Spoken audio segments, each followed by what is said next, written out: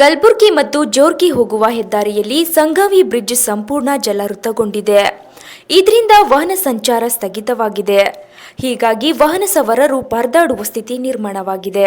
ವರುಣನ ಆರ್ಭಟದಿಂದ ರೈತರು ಕಂಗಾಲಾಗಿದ್ದಾರೆ. ಅವರಿಗೆ ನ್ಯಾಯ ಕೊಡಬೇಕೆಂದು ಶರಣು ತಳವಾರ್ ಸಿಎಂ ರವರಿಗೆ ಮನವಿ ಮಾಡಿಕೊಂಡಿದ್ದಾರೆ.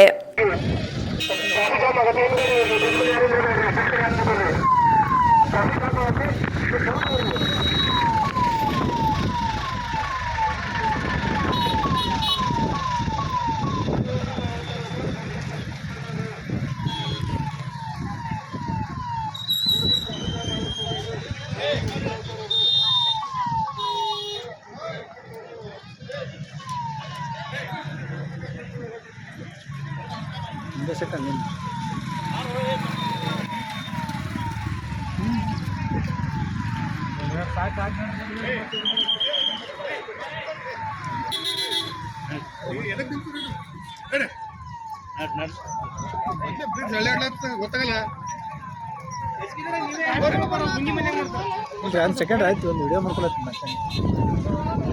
ಪ್ರೆಸ್ ರಿಪೋರ್ಟರ್ ಅಂದ್ರೆ ಹಾಕ್ತಾನೆ. ಪ್ರೆಸ್ ರಿಪೋರ್ಟರ್ ಐಡಿ ಕಾರ್ಡ್ ಅಂತ ಒಬ್ಬರು ಬರ್ಬೇಕು. ಐಡಿ ಬಿಟ್ಟು ಬಂದಿವ್ರಿ. ಪ್ರೆಸ್ ರಿಪೋರ್ಟರ್ 3 ಜನ ಬರ್ತಾರೆ, ಹೆಂಗ್ ಗೊತ್ತಾವ? ನೀವು ನೋಡಿ ಎಲ್ಲರೂ ಬರ್ತಾರೆ. ಬಿಟ್ಟು ಬಂದು ದೇವರಿಗೆ ತಾಲೂಕಿನ ಭೀಮಾ ನದಿಯಲ್ಲಿ ಹರಿತಕ್ಕಂಥ ಮೊದಲನೇ ಬ್ರಿಡ್ಜು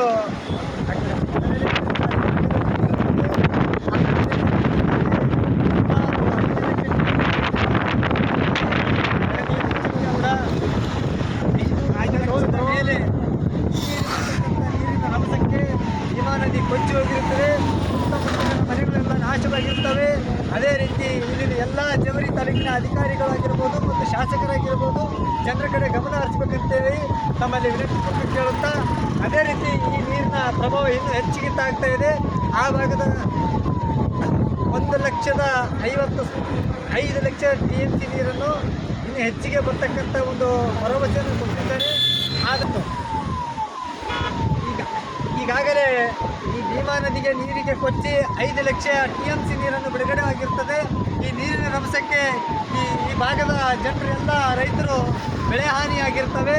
ಅವರನ್ನು ಬೇಗನೆ ಕೂಡಲೇ ರಾಜ್ಯ ಸರ್ಕಾರ ಎಚ್ಚೆತ್ತುಕೊಂಡು ಹಾಗೂ ಕೇಂದ್ರ ಸರ್ಕಾರಕ್ಕೆ ಮಾಹಿತಿ ಕಳಿಸಿ ತಲಾ ಎಕರೆಕ್ಕೆ 25,000 ರೂಪಾಯಿ ಅಂತೆ ಬೆಳೆ ಪರಿಹಾರವನ್ನು ಕೊಡಬೇಕಂತ ಸರ್ಕಾರದಲ್ಲಿ ಮನವಿ ಮಾಡುತ್ತಾ, ಅದೇ ರೀತಿ ಇನ್ನೂ ಹೆಚ್ಚಿನ ನೀರಿನ ರಭಸದಿಂದ ಜನರನ್ನ ಸುರಕ್ಷತೆಯನ್ನು ಕಾಪಾಡ್ತಕ್ಕಂಥ ಸರ್ಕಾರ ಜವಾಬ್ದಾರಿಯಾಗಿರ್ತದೆ.